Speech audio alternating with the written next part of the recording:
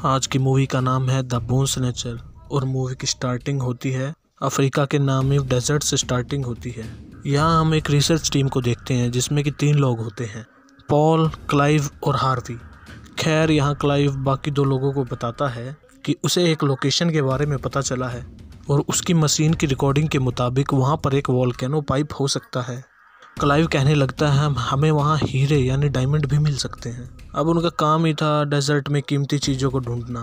खैर अगले सीन में वो तीनों उस लोकेशन पर जाने लगते हैं। पॉल को वो लोकेशन देखने में काफ़ी अजीब लगती है क्योंकि वहाँ डेजर्ट में लगे हुए कुछ डंडे दिखाई देते हैं, साथ ही उन डंडों के ऊपर कुछ अजीब तरह का मास्क भी लगा हुआ था। आगे जाने पर उन्हें एक काफ़ी बड़ा पत्थर दिखाई देता है और पॉल जैसे ही पत्थर का सैंपल लेने के लिए उस पर हथौड़े से हमला करता है तो हम देखते हैं कि वह अंदर से पूरी तरह खोखला है। पॉल उस गड्ढे के अंदर देखने लगता है, तभी उस गड्ढे के अंदर से एक क्रीचर पॉल पर हमला कर देता है और उसे मार डालता है। अब सीन यहाँ से शिफ्ट होकर कोलंबिया सिटी में पहुँच जाता है जहाँ डॉक्टर जैक अपने साथी साइंटिस्ट के साथ एक टीम की मदद कर रहा होता है। वो टीम एक रूम में फंसी थी और उस रूम का टेम्परेचर बहुत ही तेज़ी से कम हो रहा था। दरअसल सिस्टम में कुछ ग्लिच की वजह से ऐसा हो रहा था। टीम के सभी मेंबर जैक से हेल्प मांगने लगते हैं। फिर जैक किसी तरह से उस ग्लिच को खुद ही ठीक करके टीम की जान को बचा लेता है। तब उसका बॉस वहां आकर उसकी तारीफ़ करता है और इसके बाद वो जैक को दूसरी साइट पर काम करने के लिए भेज देते हैं और यहाँ पर जैक उसी नामी डेजर्ट में आ जाता है, लेकिन टैक्सी वाला उसे यहाँ पर रोड पर ही छोड़कर चला जाता है। कुछ देर में उसे वहाँ लेने ऑफिसर आता है। वो ऑफिसर उसे माइनिंग कंपनी के बेस पर ले आता है। वहाँ उसे जोहान और एक लेडी ऑफिसर मिकी मिलती है।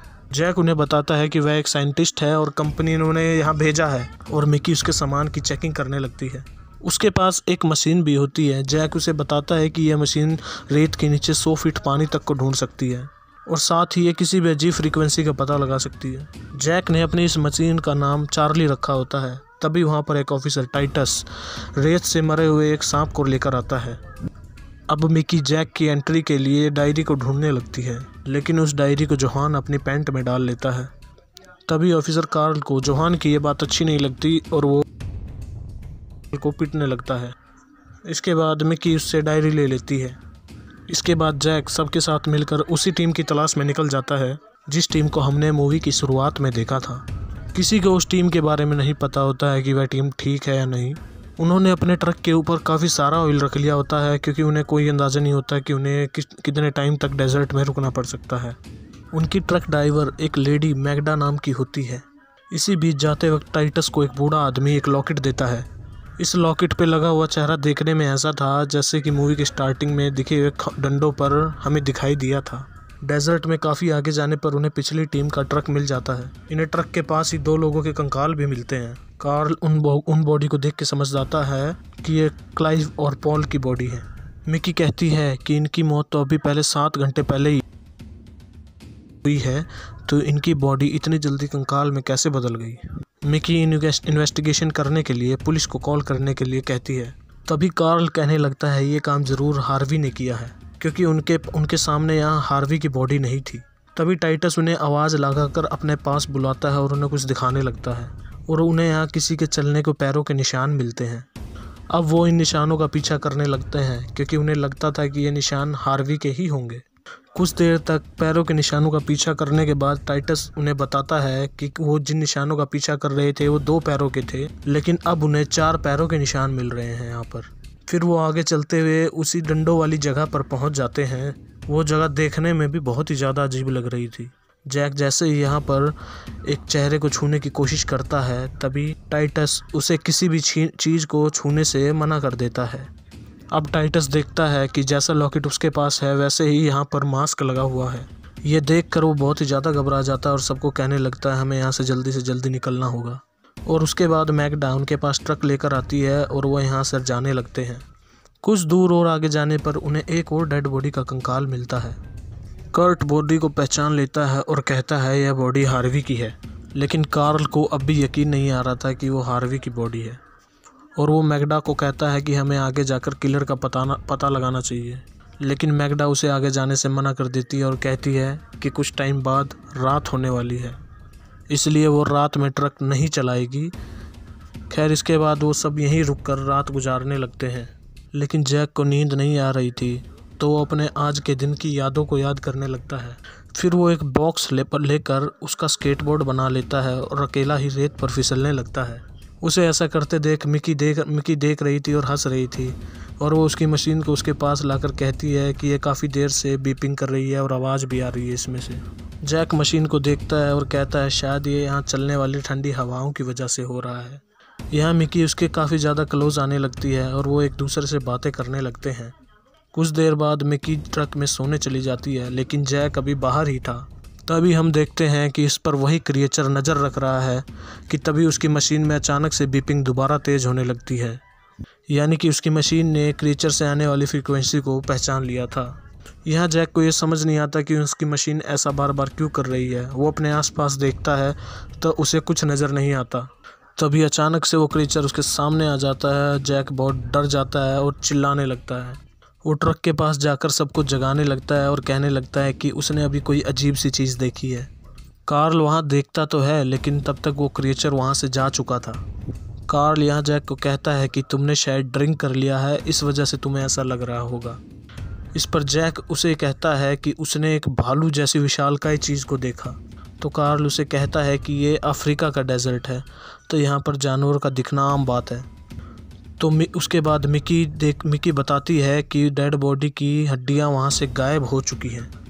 तो कार्ल को जैक पर शक होने लगता है कि उसने ही हड्डियों को कहीं पर छुपा दिया होगा। तो इस पर जैक कहता है कि मैं एक साइंटिस्ट हूँ, मेरा काम है डाटा का पता लगाना और उस पर काम करना, मेरे पास हड्डियों का कोई काम नहीं होता है। इसके बाद टाइटस उन्हें एसी खूलो के बारे में बताने लगता है, जो कि रेत की रानी है। वो इस दुनिया में अकेली है, वो ही इंसानों की हड्डियों से उनका मांस खींच लेती है। फ्रीक्वेंसी आने लगती है। उसकी बातें बकवास लगने लगती है, से उसी डायरेक्शन में वहाँ से चलाने को कहने लगता है। तभी जैक की मशीन दोबारा चलने से मना कर देती है। तो कार्ल गुस्से में ट्रक में वापस बैठ जाता है। सुबह होते ही वो ट्रक से उतरकर निशानों का पीछा करने लगते हैं। तभी कर्ट को कुछ दूर पर वही क्रिएचर दिखाई दे जाता है। वो उसे देखकर काफ़ी ज़्यादा शॉक हो जाता है। फिर कार्ल एक स्नाइपर गन से उसे शूट कर देता है और उसके शूट करते ही वो नीचे गिरकर कहीं गायब हो जाता है। अब वे सब वहाँ जाकर देखते हैं तो उन्हें वहाँ कुछ नहीं दिखाई देता है, बल्कि वहाँ उन्हें कंकाल मिलता है। ये वही कंकाल है जिसे वो क्रिएचर वहाँ ट्रक के पास से उठा कर ले आया था। फिर मैग्डा भी वहाँ पर ट्रक लेकर पहुँच जाती है। कर्ट उस डेड बॉडी की हड्डियाँ उठाकर वापस ट्रक में रख लेता है। अब जैक यहाँ पर टाइटस से पूछने लगता है कि वह क्रिएचर के बारे में और क्या क्या जानते हैं। टाइटस बताता है कि वह काफ़ी समय पहले अपने साथी के साथ यहाँ पर आया था। अचानक उसका साथी कहीं पर गायब हो गया और मुझे केवल उसका स्कल यानी खोपड़ी मिली। और ये सब बातें सुनकर जैक काफ़ी ज़्यादा घबराने लगता है। इसके बाद वो सब यहाँ से जाने लगते हैं, लेकिन तभी ट्रक के इंजन में से चिंगारी निकलने लगती है। सभी किसी तरह ट्रक में से बाहर निकल जाते हैं और मैग्डा ट्रक में आग लगने से पहले ही उसे किसी तरीके से बुझा देती है। इसके बाद कर्ट ट्रक को देखने लगता है और वह कहता है कि इसे ठीक होने में 1 हफ्ता लग सकता है। अब मिकी रेडियो से बेस पर कांटेक्ट करने का ट्राई करती है, लेकिन उसे सिग्नल नहीं मिलते। अब वो सभी यहीं पर रुकने का इंतज़ार करते हैं। कुछ देर में इनके पास से एक हेलीकॉप्टर उड़ के जाता है, लेकिन वह इन्हें नहीं देख पाता। अब जैक काफ़ी ज़्यादा परेशान होने लगता है। तो मैग्डा उन्हें बताती है कि कंपनी हमारे लिए एक ट्रक भेज देगी जब हमें डेजर्ट में 2 दिन से ज़्यादा हो जाएंगे। अब वो यहाँ पर अपना टेंट भी लगाने लगते हैं। दूसरी तरफ हम देखते हैं कि जोहान एक ट्रक लेकर उन्हें ढूंढने के लिए निकल चुके हैं। अब रात में वो एक एक कर नज़र रखने लगते हैं। कर्ट टाइटस के पास जाता है और उन्हें कहता है कि अब आप नज़र रखें। अब कर्ट एक जगह पर आकर सोने लगता है। तभी हम देखते हैं कि जैक की मशीन में दोबारा बीपिंग स्टार्ट हो चुकी है, यानी वो क्रिएचर कहीं आसपास ही है। अब वो क्रिएचर कर्ट की तरफ बढ़ने लगता है। तो टाइटस जैसे ही कर्ट के पास जाता है तो वह कर्ट को देखकर काफ़ी ज़्यादा डर जाता है। वह क्रिएचर किसी तरह की चींटियों के ज़रिए कर्ट पर अटैक कर रहा था। वह कर्ट की बॉडी को खा रहा था। टाइटस ये देखकर काफ़ी डर जाता है और बाकियों को बुलाने लगता है, लेकिन तभी चींटियाँ टाइटस के हाथ पर भी अटैक कर देती हैं।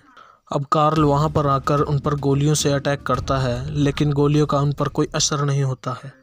वो सब किसी तरह से ट्रक में चढ़ जाते हैं और अब कार्ल एक ऑयल कैन लेकर उस पर ऑयल फेंकने लगता है।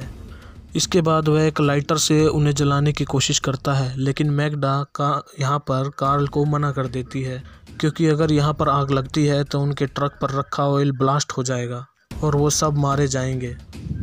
तभी हम देखते हैं कि ऑयल की वजह से वो सब चींटियाँ दूर हट रही हैं। यहाँ हम देखते हैं कि ये पेट्रोल उनकी कमज़ोरी है। यहाँ पर टाइटस की कंडीशन बहुत ही ज़्यादा ख़राब होने लगती है। तभी जैक को दोबारा से मशीन में बीपिंग की आवाज़ सुनाई देती है। जब वो वहाँ ऑयल डाल रहा होता है तभी वहाँ वो क्रिएचर आ जाता है और जैक की तरफ बढ़ने लगता है। जैसे ही क्रिएचर जैक पर अटैक करने वाला होता है, कार्ल उस क्रिएचर को शूट कर देता है। अब वह क्रिएचर वहाँ से जाने लगता है, लेकिन कार्ल उसे दोबारा शूट करने की कोशिश करता है। इस पर जैक उसे रोक देता है। तो इस बात पर दोनों की आपस में लड़ाई हो जाती है और एक दूसरे के साथ लड़ाई करने लगते हैं। तभी मिकी आकर वहाँ पर उन दोनों को रोकती है और कहती है कि हम सबको मिलकर एक साथ काम करना होगा, वरना वो क्रिएचर हम सबको मार डालेगा। इसके बाद वो सब डिसाइड करते हैं वो किसी तरह से क्रिएचर से बचते हुए हेल्प लेने के लिए जाएंगे। तभी मैग्डा कहती है कि वह टाइटस के साथ इसी ट्रक में रहेगी और उसका ट्रीटमेंट करेगी। अब टाइटस उन्हें बताने लगता है कि वह रेत की रानी अपने बच्चों को ढूंढ रही है। अब अगली सुबह जैक, कार्ल और मिकी उन दोनों को ट्रक में छोड़कर मदद लेने के लिए जाने लगते हैं। वो अपने साथ कैन में ऑयल भी लेके आए थे जिससे कि वो क्रिएचर से बच पाएँ। काफ़ी टाइम से रेत में चलने की वजह से उन तीनों की हालत काफ़ी ज़्यादा ख़राब होने लगती है। अचानक से जैक की मशीन दोबारा बीपिंग करने लगती है। वो देखते हैं कि रेत में किसी जानवर का कंकाल पड़ा हुआ है और उस कंकाल के आसपास काफ़ी सारी चींटियां भी हैं। जैक उन चींटियों को देखकर बताता है कि इन चींटियों के पास फॉर्मिक एसिड है। ये एसिड बाकी सब एसिड से काफ़ी ज़्यादा खतरनाक होता है। इसी एसिड की वजह से ये चींटियाँ इंसानों को मार रही हैं। इसी बीच उन तीनों की तरफ एक तूफ़ान आने लगता है। तूफ़ान काफ़ी तेज़ था और वो तीनों एक दूसरे का हाथ पकड़कर वहीं खड़े हो जाते हैं। तूफ़ान के जाने के बाद वो सब तो ठीक थे, लेकिन जैक की मशीन टूट जाती है और कैन से काफ़ी ऑयल भी खिंड जाता है। खैर वो आगे जाने लगते हैं और कुछ देर में रात भी होने वाली होती है, तो वो वहाँ रुकने का डिसाइड करते हैं। वो तीनों अपने चारों ओर ऑयल डालकर एक घेरा बना लेते हैं। अब इसके बाद वो तीनों एक पेड़ के पास बैठ जाते हैं, लेकिन वो यहाँ पर सोते नहीं हैं, क्योंकि अगर उन्हें लगता है वो यहाँ पर सोए तो वो क्रिएचर किसी भी वक्त उन पर हमला कर सकता है।